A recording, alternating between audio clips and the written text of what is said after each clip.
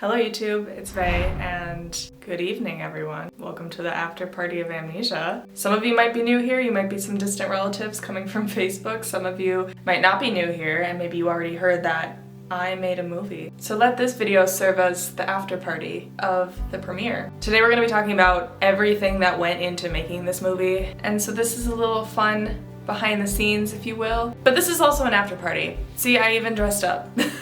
So sit back, relax, grab some refreshments. As you can see, I have some water. This is a special occasion, so let's get into it.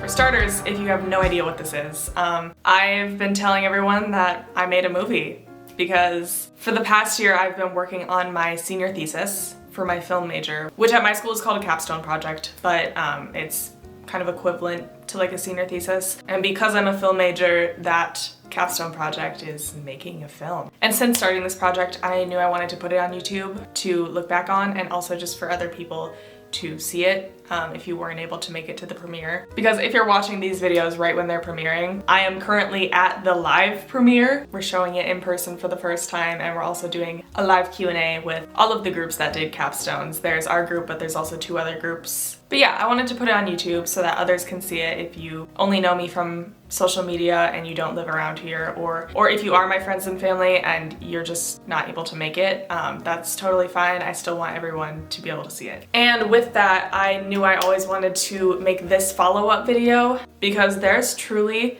so much that has gone into making this that you will never even understand because you weren't there.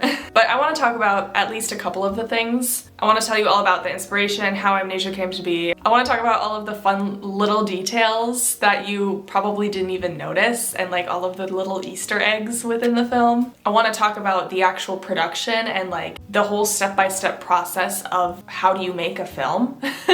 And I want to talk about the messages and the intentions behind Amnesia. So, there's a little bit of everything. There's a lot to get through. I never script my videos, but I have a couple talking points written on my phone so I don't forget anything, but I'm still gonna forget some things because there's just like so much and I truly could talk about this forever. So, a couple disclaimers. This video is gonna be long and it is gonna be more of a talking video. I'm gonna try and put some visuals for those of you who are actually watching the video. Otherwise, listen to this like a podcast, honestly. Like, do your laundry while you're listening to this, put your AirPods in, like, this is a podcast. Couple more disclaimers just before we get into everything. I think this goes without saying, but go watch the film if you haven't already. This is kind of a 2-part process here, which is why I'm posting both of these videos on the same day, like consecutively. But go watch the film before you watch the rest of this video because obviously I'm talking about everything, so there's gonna be a lot of spoilers. Also, none of this is even gonna make sense if you haven't seen it first, so I will be linking it everywhere I can. So this is your chance. Click off now.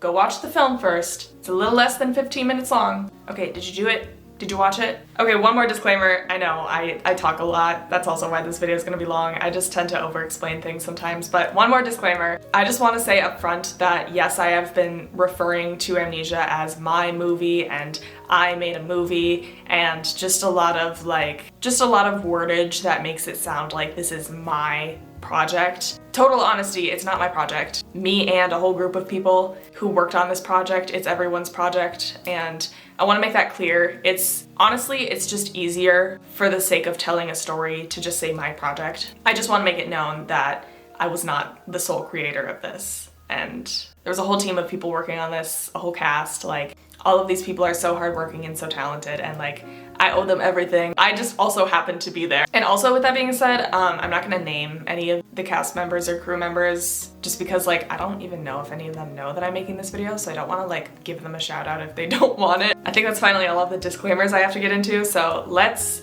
actually get into talking about Amnesia. Okay, firstly, I want to talk about the process and how do you make a movie? How do you make a movie? So obviously this is, again, for my capstone project, so this was for a class, and there was a lot of like school stuff behind this, so this process is not gonna be the exact same for everyone, obviously, but this is my experience. Also, let me just say right now, I understand that this is a school project. If you think it's like not a big deal because it's only like 13 minutes long and also it's for a school project, we can't be friends. It's a big deal to me. This is the biggest project that I've ever done, so I don't want to hear it. But let's start from the very beginning. Amnesia dates back maybe 2 years. I took a script writing class, and one of the first assignments that we had to do in that script writing class was like a plot building exercise where make a story but only write little sections of that story. Like this is the like rising action and it's like a scene, another scene for like the climax of the story, another scene for like the resolution, and it was like 4 or 5 plot points that you had to write about.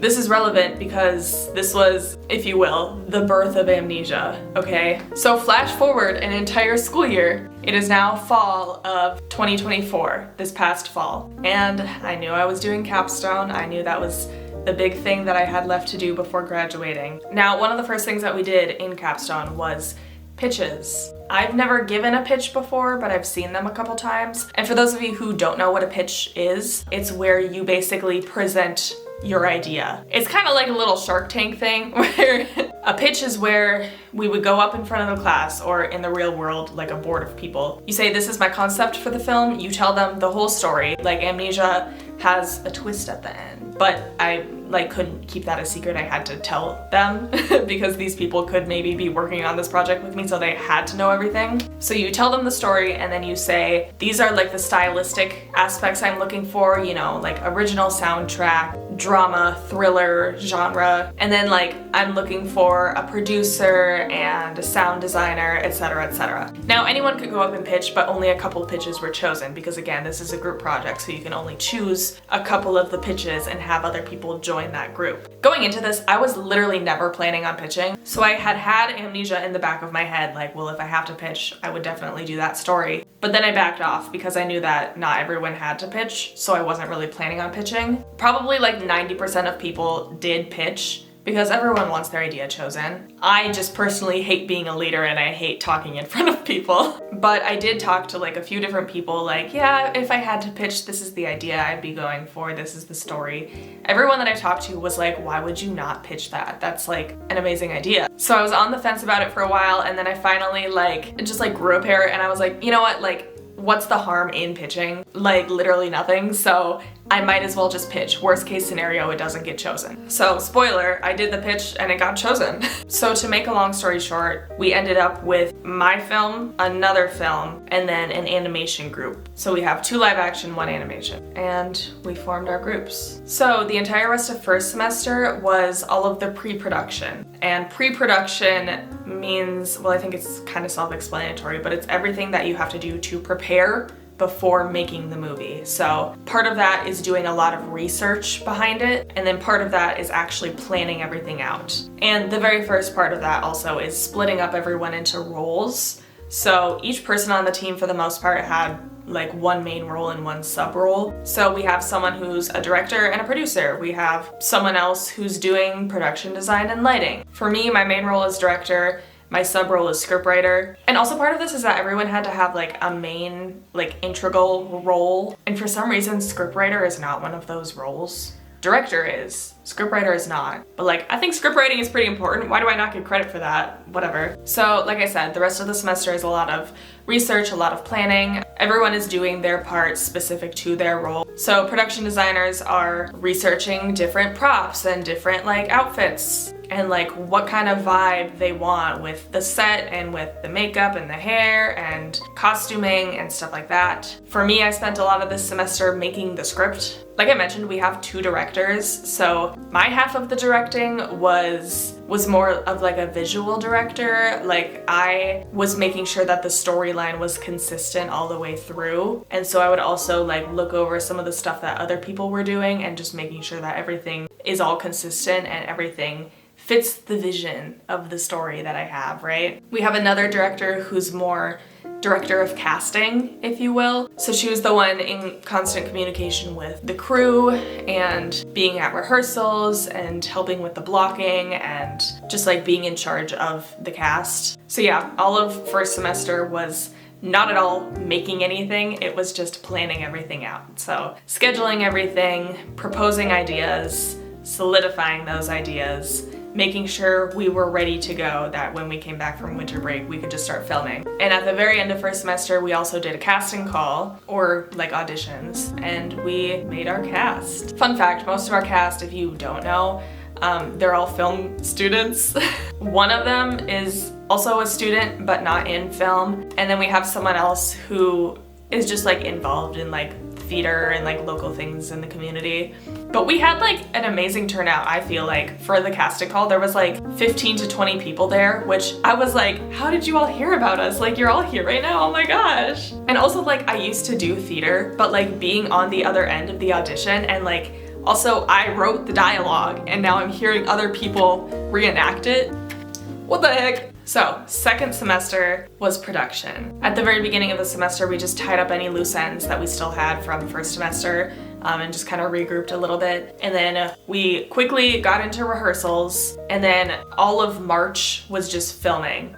February, we were doing the rehearsals. That was me, the other director, and then once or twice we had another producer and cinematographer show up, like pop into rehearsals. But I never realized how important rehearsals were, because like, yes, obviously it helps the actors to familiarize themselves with the script and with the other actors, and like just kind of like know what they're doing before they get to set. Obviously it's helpful in that respect. But for us as directors, it's helpful to like actually know when things are awkward in the script, because you're finally hearing and seeing it out loud. Fun fact, the original script that we wrote was about 42 pages. The film is supposed to be between like 10 and 15 minutes long, so that wasn't gonna work.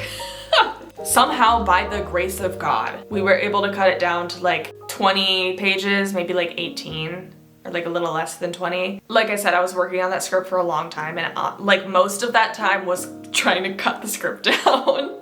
Cause like how do we end up with 42 pages? But in cutting everything down, like we cut out a lot of things that could have been important to the story, but we couldn't have them in.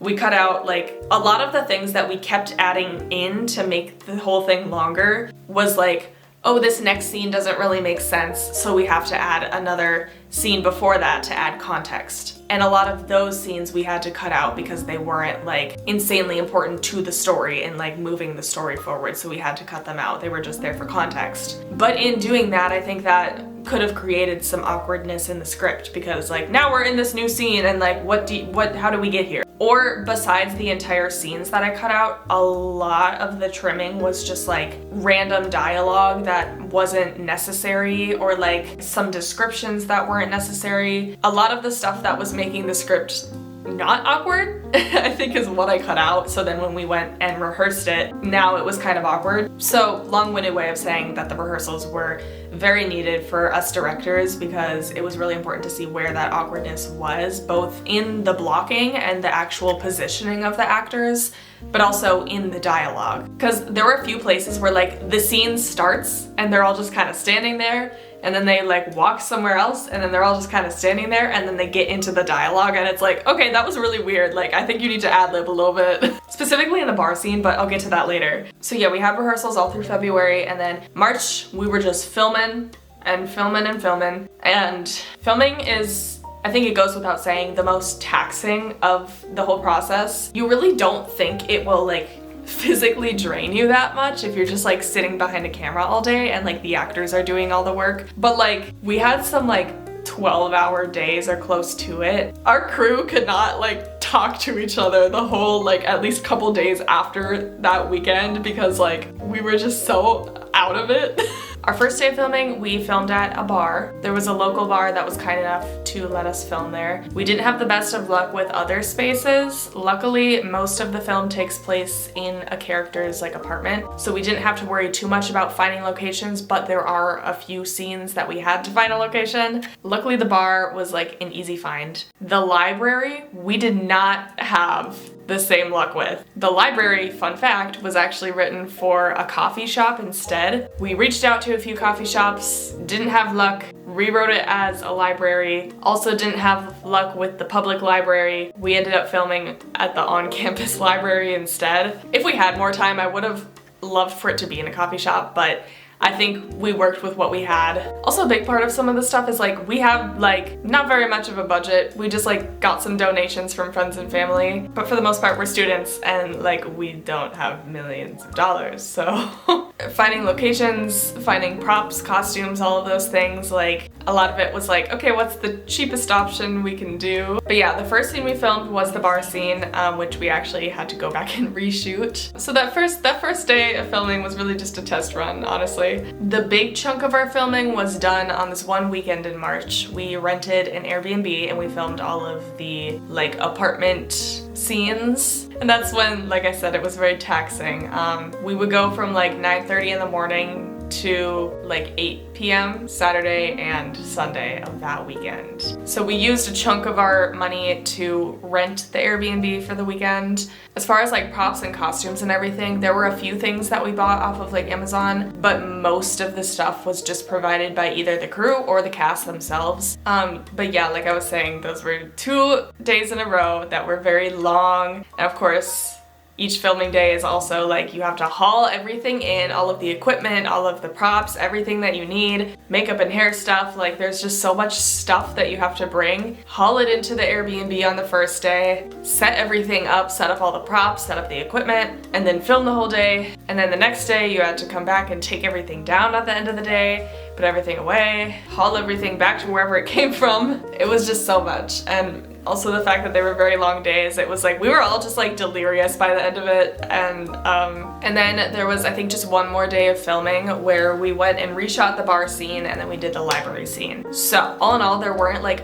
a ton of days of filming, luckily. I think again, it's kind of good that we were able to get an Airbnb and then shoot most of our film there. Though it took a lot out of us, it was worth it in the end. But yeah, from then on, we were just editing. Not really a whole lot to say about that. It was a lot of like, here's a cut, give me your feedback. We'd provide the feedback, get a new cut with the feedback applied. And we were editing up until a day, 2 days before the premiere. Like that's how close we were cutting it.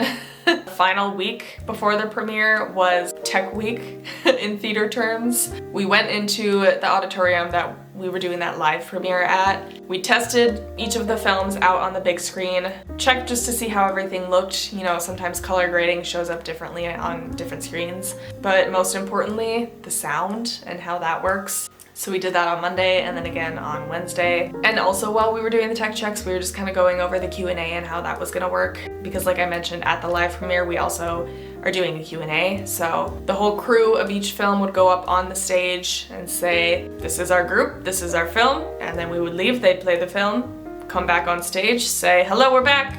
We'll take any questions, answer some questions, and then introduce the next group. So at the tech checks, we just kind of ran through that. But yeah, that's kind of a rundown of the whole process of everything. Obviously there's a lot more behind it, but that's just kind of the gist of like the whole step-by-step how we made a movie. Let's talk about the story. So how'd you come up with an idea like that? This is a difficult question for me to answer because it is very personal. Amnesia is very loosely based off of true events. I have been in multiple abusive relationships, and when I say that, I want to make it clear that my experience was never physical, the way that it's shown in the film. For me, it was more emotional abuse. Not that that makes it any better, but I have had more than my fair share of dealing with the Calvins, the manipulators, the narcissists, the people that think that they know what's best for you. And through my experiences and after coming out of them, I kind of realized that I was left with trauma just from like some of the hurtful things that they had said, realizing that they had been kind of holding this power over me. I had trauma. I have trauma. And trauma works different for everyone. Each person processes it differently. For me, I've had the experience of just forgetting everything. A way of processing trauma is just by having these suppressed memories where the memory of whatever it is so hurtful to you, or your brain thinks so it just blocks it out entirely. You forget that it even happened. Yeah, that's kind of the experience that I had. I don't want to go too far into detail because this movie isn't about me, but that's kind of the experience that I have. And everything that I create has a piece of me in it. But at the same time, I want to create things that everyone can consume differently. I've always loved making things abstract so that it has a specific meaning to me, but it might have a completely different meaning to someone else. And that's kind of the vision that I had for Amnesia. You can look at it different ways. Maybe you can relate to it, whether you've been in Calypso's shoes or you've been the friend, or maybe this will help you realize that you're the Calvin. I kind of want everyone to be able to take something from this, which kind of segues into what I wanted to talk about next, which is the overall message of everything. Yeah, the overall message. That's one of the big things that I wanted, is for everyone to get something from this, whether or not that was my intention behind the film. To me, it's kind of, in a way, telling my story, but also it's telling the story of so many other people, because why is this kind of a common experience to date someone who is so terrible to you? I want people to be able to recognize red flags. For me, in previous relationships, like, I was seeing red flags, but I was ignoring them, or I didn't think it was a big deal, or I didn't think it was a deal breaker, but it should have been. Because when you notice red flags, chances are those aren't things that are gonna go away, and those are things that might just get worse. If you're someone watching this who's in Calypso's shoes, I want you to understand that it's only gonna get worse if you stay, and to leave while you still can. If you're in the shoes of one of the friends, it can be hard to see those red flags because sometimes that abuser will kind of put on this facade. But if you're noticing a pattern or seeing red flags, like, say something. And again, if you're the Calypso in the situation, like, listen to your friends. And if you're the Calvin, I don't really know what to say to you, but I think you have a lot of soul searching to do. I think Amnesia is a very important story to share because a lot of people don't realize how complex these situations can be. A big part of, like, when there's someone who's in a toxic relationship, there's always gonna be someone out there saying, why didn't you just leave? As if it's that easy. But the reality is, it is simply not that easy. More often than not, the victim in this situation feels like they are trapped. First of all, that is exactly what a manipulator does. They make you feel like you can't leave. Whether it's threatening to do something if you leave, or throwing a pity party, oh woe is me, what am I without you? Another part of it is a manipulator is also so good at having such, I heard someone else say this recently, such high highs and low lows. It's like, obviously there's the toxicity of the whole situation, like there's a lot of not great things happening. You could have a huge argument with this person and then the next day they pretend like nothing happened and they buy you dinner. And it's this like endless cycle that you feel like you just can't get out of. But please understand, if you are in this situation, no matter the severity, like, you can always get out. There's always an opportunity. There's resources if you need them. Like, leave for the sake of your own mental health, honestly. It's not worth it to stick around. So those are some of the messages that I wanted to get across. Now let's move on to some of the symbolism, which also kind of ties into some of these ideas that I'm trying to show people. So symbolism in and of the story itself. Calypso was dating this guy, had this accident, gets back with the guy. That whole situation by itself kind of symbolizes, again, how complex everything is, how you feel like it's just a cycle,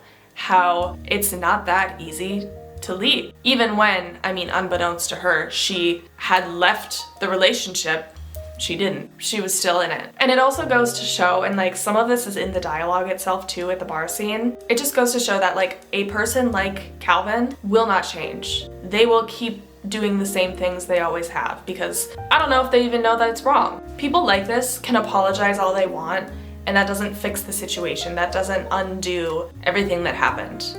And for Calypso, like, him showing up again doesn't undo the actual physical pain and injuries. Another thing that I kind of touched on is how some of the friends have or can have a certain perception on the relationship since they're on the outside of it. And part of that is because Calvin puts on this facade. Like, he has this kind of savior complex. He says, no one understands your condition the way I do, which I feel like is peak manipulator language if you ask me. No one understands your condition the way I do. Like, you can't leave because no one understands you, but I do. I'm closer to you than your friends are. He wants to make himself look like he's a good guy, and that might be what the friends see, because that's the only side of him that they do see. And maybe Calypso in the past wasn't willing to talk about everything that had been going on between them because again, it's a complex situation and a manipulator might not want you to talk about these things with other people. Okay, let's talk about some more symbolism besides the storyline. So some of the coloring. First of all, I helped out with some of like the marketing stuff, kind of making a brand for everything. If you haven't noticed by now, our thing is purple everywhere.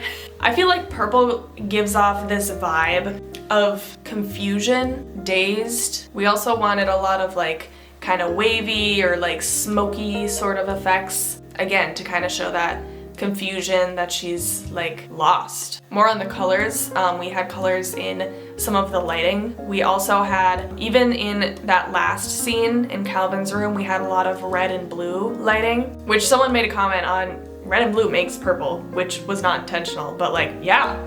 Yeah, that was totally intentional. That was totally intentional. But also I think it symbolizes just these two people and how different they are. But also I think the red and blue kind of just symbolize Calvin and Calypso. Coloring and the color grading. So we wanted to have different color grading with the main storyline and also the flashback subplot, if you will. So obviously all of the flashbacks are more desaturated, very, very cool. And we had some different color grading between the main story and the flashbacks, just so the audience can understand that, oh, this is a flashback. But also there was a lot of symbolism, partially in the color grading, partially in some other things, just to kind of show where she is at mentally. You might notice that the flashbacks slowly get more clear as we go along because she's remembering more and that memory is becoming clearer. So we showed that in some of that color grading and effects. Let's talk about the scar. Didn't even know that we were doing the scar thing until we got to set on that first day. It was like something in the production design that I totally missed, but I was so on board with it, okay? First of all, Calypso as a character, I think it kind of goes without saying that she represents me in a way. If we're talking about this is telling my story, Calypso is me. So someone else pointed this out and I thought it was so crazy, but it definitely was not intentional. Calypso has a forehead scar. I have a scar. I shouldn't be laughing about this, but it's just like so crazy to me because like Calypso really is me. I think she's more me than I thought she ever was. But yeah, we both have a scar, so that's kind of fun. Let me be clear. My scar is from surgery, so it's not even related to anything like that, don't worry, but that's kind of wild. The other thing with the scar is that obviously it's just a big way of foreshadowing the whole accident. And I just think that's so smart. Like I didn't even think about doing that when I was writing the script or like in the pre-production. I didn't even think about that, but then I saw it in like the makeup guide and I was like, that makes so much sense. Oh my god, also speaking of the scar and the accident, we had crutches and I unfortunately don't think they actually made it in the film. But one of the props that we brought to the Airbnb were crutches. And we were gonna have them in Calypso's room. I don't think we had them in there. I think we completely forgot about it, but that would have been cool and also just some fun foreshadowing. While we're on the topic, let's talk about some more fun little Easter eggs and just like little details in the background that you might not have seen. Another prop that might have been missed is we actually got this book about like memory loss. I don't know what it was called, but it was like about memory loss or something. I think we might have had it in the doctor's office, but we also had it in Calypso's room. When we decided we were doing the library scene, I wanted to also have it in the library scene, but it just like didn't work out because I think we had to return the book or whatever, but that would have been fun to kind of see the book throughout the whole film. Also in Calypso's room, like we really dressed up that room. There's a bunch of other books. There's also like a little sticky note that I think they had the actual actors write on and they wrote their own names with like a heart around it or something. Also just some more props that you might have missed. We gave Calypso a whole phone case to switch out when she got to set because like when we were looking at some of the props and like outfits and whatever that we were gonna order, I remember having a conversation with one of my producers who said, yeah, for Calypso I was just going with like whatever like my vibe is, which again, we've addressed that Calypso is kind of me in a way, so it makes sense. A handful of like the decorations in the apartment were mine. Namely the tapestries. All of the tapestries were mine. And also going back to symbolism, with the tapestries, I think it's fun that like, these are just tapestries that I had, but you can like, this is why I say I think everyone should make something of this themselves because I want to hear your theories and like, I think there are so many like unintentional things that are symbolic in a way, or like things that were completely unintentional but you can still find meaning in them, and I think that is so cool. the tapestries, there's like a lot of sun and moon imagery, which we can correlate with Calypso and her best friend Harper. And another little small detail, a little tiny prop that you definitely missed, we gave them matching rings. Not only did we give Harper and Calypso like each a phone case that just matches their vibe just to make them fit into their character more, we gave each of them matching rings. And I really hope that I can find a good screenshot. A couple more Easter eggs that are more silly than anything. So in the bar, there's a lot of things on the walls, which really makes it feel like a bar, but also if we ever put this in a film festival, I wonder if we're gonna get like copyright issues because of all of like the logos and things in that bar that we just like couldn't do anything about. But also there was some wild things on those walls, and like you'll just have to like freeze frame some of it and like read them. But also there was one part that we had to blur out because it was just a vulgar drawing. And that's all I will say on that part. You can go find that one for yourself. Another silly thing is Calypso's journal. So when we got to the Airbnb on the first day, I was given the task of fill up the journal, rip it up, like make it look like it's been used. And so a handful of pages I just scribbled to make it look like there's writing on it. And then a handful of other pages I was like, okay, maybe I should actually write something so it looks like writing. But I was just trying to get through this quick. I didn't really know what to write. What did I write? One of the things I wrote was the lyrics of All Star by Smash Mouth on multiple pages. And if you look closely, you can see this in the film. In the last scene when Calvin's going through the journal, I laugh at this every time because it's a serious part in the film, but if you think about it, it's him staring at the lyrics of Smash Mouth and just going, he's thinking so deeply about them. There's also some more lyrics on a page that Calypso's looking at, again, at a very serious part in the film where she's remembering everything, and it's just so funny to me. It's like always the most serious parts where like that have to do with the journal, and then it's just like dumb stuff written in the journal. While we're talking about lyrics written in the journal, I have to say this at some point in the video. Another fun fact, this is kind of an inside joke, but I want to let you in on the inside joke. Y'all know One Last Breath by Creed? We were singing that whole weekend that, again, we were delirious, but it was so funny, and for what? And we were kind of making some jokes that this is like our theme song, this should be the song in the credits if it wouldn't get us like massively copyrighted just in some way. Moving on to ad-libbing, another fun tidbit of this whole thing. Back it up to when I said that there were awkward spots in the script, and we noticed that when we started doing rehearsals. That's where the ad-libbing comes in. If you don't know what ad-libbing means, it's also just like improv, making up something on the spot. Like stuff that was not in the script, but the person playing the character just like made it up. And most of the ad-libbing is so funny, and for what reason? Like some of my favorite lines are ad-libbed lines. Like the part in the bar. I want to drink the beer, then don't play beer pong. I told you I can't drink beer, it's too many carbs. Calypso! That's my favorite line in the whole movie because what? Some of the ad-libbing was like unintentional. It's like, yeah, the script is written a certain way, but sometimes when you go to do the scene, like the actor just like rewords things a little bit, or like saying it a little bit differently feels more natural. So there's like a couple lines that aren't exactly the same as they were in the script. For example, the F-bomb. We've been joking since we filmed this that we gotta put a PG-13 rating on this. We have our one F-bomb and that's all we got. That was very much like he got too into his character, too into like the argument that was happening in the scene, that he just like threw in the F, and he like apologized, and I think it just like became second nature for him to just say that instead, so we just went with it. Most of the ad-libbing was done at the bar scene. This is the part during rehearsals where we were like, oh, this is a lot more awkward than how it was written. The very beginning of the scene, Calypso and Calvin are sitting at this table talking to each other. We didn't have any dialogue written there, so we just told our Calvin actor like, hey, talk about the sports you do. So he did. Another thing with some of the ad-libbing is like, sometimes people will throw things in and yeah, it was improv, yeah, they made it up, but also it's a little bit like a problem. There's like a few lines that I'm like, you'll need to cut out that ad-libbed part because it just like doesn't make sense with the story. For instance, in the bar scene, Harper approaches Calypso at the table and she goes, Calypso, it's been so long. When the scene directly before this was Calypso on the phone with Harper, and then a couple scenes before that, they were sitting in the same room, like hanging out. So it really hasn't been that long, but it just didn't work in the editing to cut it out, so like it's whatever, it's not a big deal. Also in the bar scene, there was a lot of like ad-libbing parts when the whole group gets together, and that was like the most awkward part that we were like, oh, you guys need to make something up right here, because the only part that was written into the script are the parts that have the most focus, I guess, where Harper starts to reintroduce everyone and then Chloe whispers to Nathan. And when we rehearsed it, it's like, this is so awkward because like y'all are trying to be secret whispering to each other and everyone is just staring at you. So the rest of y'all need to talk to each other, I think.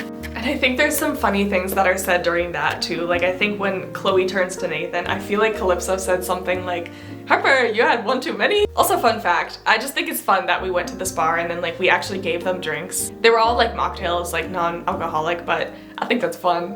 Next, I just want to give like a general little breakdown of each character. I've kind of touched on some of this already, but I have it in my talking points. Maybe I should have gone over this earlier, but we're going over it now. Let's start with Calypso. I already said that she's kind of me. But also the big thing is that we wanted her in like kind of comfier clothes. Obviously she's kind of going through it mentally, so she's not gonna be all dressed up all the time. Nothing crazy with the makeup or the hair, because like same thing. Like if you're depressed, you're not doing your hair all nice. We did give her a cute little outfit for the bar because obviously she's going out with her friends, and I helped her do her eyeliner. But kind of as we go through the story, the idea is like you kind of see the wear on her the longer she spends time with Calvin. The eyeliner is more smudged.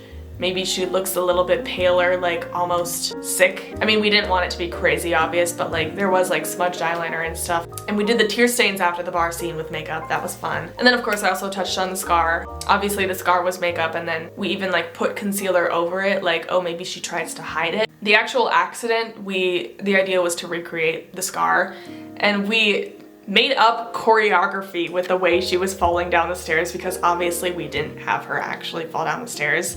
We had her sit at the bottom of the stairs and move so it looks like she hit her head. And we had a little piece of plastic on the ground because we weren't about to stay in this Airbnb. We had plastic on the ground with fake blood on it. So it's like, okay, if you rotate in such a way that you can put your head on here and get the blood on you. But yeah, I feel like I don't need to talk too much more about Calypso because I think I've kind of been over most of this already. Same thing with Calvin. I've kind of talked about him already. He's the manipulator, the abuser. We know this. I've kind of talked about that whole part of it. Even with like, I didn't mention this before, but like even the way that we were writing the script, I wanted his dialogue to be a certain way because it's like a lot of his dialogue, especially in like some of the arguments, like that was stuff that people have said to me. So I know that it's real, and like I wanted this to be as real as possible, especially in the dialogue, because like that's how a guy like that talks. And like even in rehearsal, someone commented that like, wow, that sounds exactly how someone like that would talk. We wanted Calvin to be a little bit more dressier, but still kind of casual so that it's not like such a stark difference between the two. But it's kind of that idea again of him sort of overcompensating for his terrible personality and like putting again on this facade for other people to make it look like he's a good guy when he might not actually be. Harper, we wanted her to be fun and eccentric, and I think that really reflects in her personality. We wanted the clothes to match. So our actress took that and ran with it. She showed up with like mismatching socks and like dinosaur earrings, and we were like, that's amazing, we love it. But Harper is also the person who is closest to Calypso, but didn't realize the severity of the whole situation. Because again, I sound like a broken record, but like this is the reality of some of this, is like even the people who are closest to you have no idea what's going on because they only see a certain side of the abuser. So for Harper, she had no idea. Chloe, maybe she's a little bit of a gossip and that's how she knows things through the grapevine. But Chloe's the one who wanted to actually stand up and say something. And then for her, we wanted her to be very like clean girl aesthetic, like some more neutral tones, clean girl makeup. I did do little gems on the corner of her eyes. Honestly, some of the actors that we had, like especially Harper and Chloe, like they really just like fit their character to a certain extent. So it's like, yeah, just bring whatever you got in your closet and you're probably fine. Nathan, although he's like a very minor character, we were like reading so far into his character just the other day and like we decided that Nathan's our favorite. He's the boyfriend that like just got dragged along to the bar. He doesn't want to be there. He's not friends with these people. His girlfriend made him come. Like, he doesn't even actually like Calvin, he's just here. But honestly, yeah, that's like what Nathan's character is.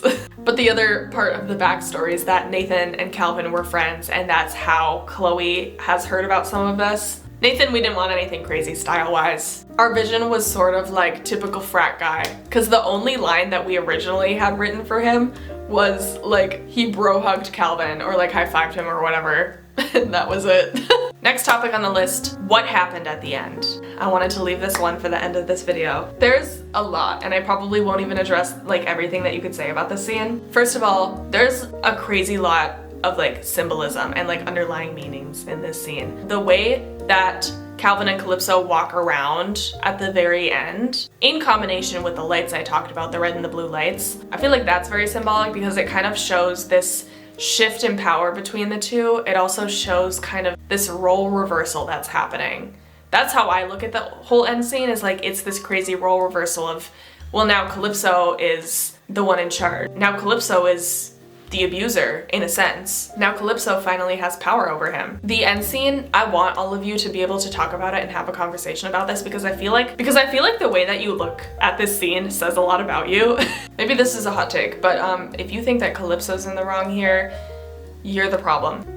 I said it. So going back to what I said earlier about how it's hard to get out of a relationship like this and how everything is more complex than it seems and how it's not that easy to just leave. That's kind of what this shows. It shows how, for Calypso, she felt like she had to go to extreme measures not only to get out, but to get him to listen to her. And that's why, yeah, it seems like a crazy jump for her to all of a sudden pull a weapon on him, but that's what she felt like she had to do. Like, she felt like that was the only way that she could do anything, change anything. The last time she stood her ground, she got pushed down the stairs and we saw where that went. So she tried talking and nothing worked before. That's kind of why we're here. Another interesting way to look at this, the way that men and women are represented in media, in pop culture, in politics. You see men and women painted out to be a certain way, especially when it's in a situation like this. Every time I see a woman speak out about abuse or anything like this, there's always people out there who are not only praising the abuser, but beating up the victim, which is crazy to me. It's like as soon as the victim speaks up, as soon as they stand up for themselves, suddenly they're the villain for some reason. And it's, well, how was she treating the guy? I mean, I'm sure he had to put up with a lot too. Like, he's a victim and like, I know this guy, he would never do that. And there's also the people who say, well, she was just on her period. She was just being dramatic. She's overreacting. She's making all of this up. She's lying. Whenever a woman speaks out about things like this. I think those are some of the main things with that end scene, like the role reversal and actually seeing that, and also just how just the blocking itself really says a lot about real life, the way people are perceived in real life. One more thing while we're talking about some of the more serious symbolism again. I don't think I actually said this earlier. I thought it was just like a given, but the actual amnesia and memory loss is kind of symbolic to a trauma response. Again, this is something that I've kind of experienced where something was so traumatic that your memory just blocks it out. You just forget that it even happened. So in the movie, it's seen as literal amnesia, but in real life, it's just suppressed memories. And I think that also reinforces that crazy cycle that you feel trapped in when you're in Calypso's shoes, right? It's like you forget about the crazy hurtful things that they said to you, but you remember all the good times. So why would you leave? Another thing as far as the memories and the flashbacks, you can also look at this as like PTSD. I mean, I think that's a little bit self-explanatory, but it's like certain things trigger her to have memories and it works her up. I don't know, I think that one's kind of a given. I don't have a lot to say about it. Going back again to the end scene, the last thing I wanted to say is like from the beginning, I knew that once I got into this like group of people that maybe my original storyline would change and be adapted a little bit. The one thing that I really wanted to keep was the end. I wanted the end scene to leave off on a cliffhanger because again, I want people to talk about this and come up with their own theories. What does happen at the end? You see her finger moving to the trigger, but you don't hear anything, you don't see anything. So does she kill him? Does she not? Does something else happen? I mean, maybe we just need to make another movie. God, okay, fine. Okay, I have officially got through all of my talking points and it is also officially midnight. I'm 1,000,000% sure that I missed some things that I could have talked about, but this is already an insanely long video. So please do comment below if you have any questions, because I would love more than anything to answer more questions about this film. I am so proud of Amnesia. I'm so proud of the whole team that worked on it, the cast and the crew. Like, please do share this with all of your friends, because I could probably go on and on about the messages that I already addressed in this video, but like, I just think that they're so important. I think it's so important for, not even just for me to tell my story, but like, I'm telling the story of like so many other people. I've heard so many other people experience things that are similar in some way to this. So many people experience a toxic relationship or an abusive relationship, whether it's emotional or physical. Like, so many people can relate to this, so I feel like this is in a way giving a voice to those people who might not feel like they have a voice if they're trapped in a relationship like that, you know? This serves as like a warning to people to cut it off if you're seeing the red flags. Like, it can get worse, and like, leave while you still can. Or if you haven't been in Calypso's shoes, like, don't ever be. Or if you know someone who's like Calypso, like, say something. Like I've already said, this story is just like so important to me, and I'm so grateful that I even got the opportunity to actually make this into a screenplay and to be able to share this with people. Like, I'm so grateful, truly. And thank you for watching it. If you made it this far, if you watched the film, if you watched this whole video, like, thank you so much. Y'all are what make it worth it. All I ever want is for my art to reach people and for it to be impactful in some way, for it to mean something to people, whether or not the meaning that you draw from it is my intention. If there's like other symbolism that you find in Amnesia, if there's like another message that stands out to you, like, that's amazing. What is it? Let me know. Like, I would love to hear your theories. But truly, from the bottom of my heart, like, thank you so much for watching. Do make sure to subscribe and click that bell to turn on post notifications. I make videos other than very long talking videos. And I'm also active on other platforms, so make sure to follow me. I have all of my social media in the description. I have the same username everywhere. And my voice is very tired. I'm very tired. It's midnight. I'm gonna go to bed after this. So I think that's all I have to say for now. Thank you for watching. I will see you whenever I see you. Bye.